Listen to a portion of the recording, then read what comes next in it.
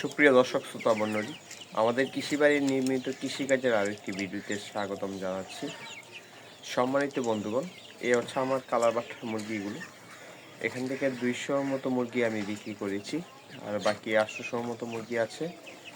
আর আজকে মুরগিগুলোর বয়স হচ্ছে 44 দিন, অর্থাৎ 1 মাস 14 দিন আজকে কালারবাট মুরগিগুলোর বয়স।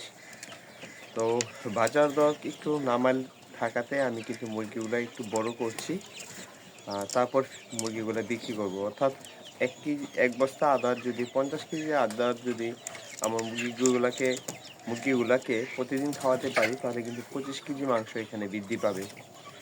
তো ওই হিসাবে দেখলাম যে 25 কেজি মাংসের দাম 200 টাকা করে বিক্রি করলেও 5000 টাকা, আর 1 বস্তা আদার দাম 3330 টাকা। তো সব মিলিয়ে যদি আমার এখানে 3500 টাকা খরচ হয় প্রতিদিন, তাহলে এখানে আমার 1500 টাকা লাভ হচ্ছে।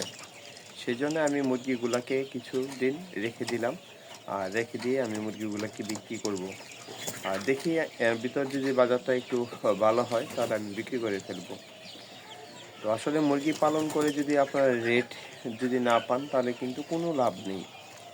আপনার যদি মুরগি 1.5 মাস মুরগি পালন করে যদি আপনার লসে বিক্রি করতে হয়, তাহলে তো সম্পূর্ণ টাকাটাই লস, আপনার পরিশ্রমটাও বৃথা গেল।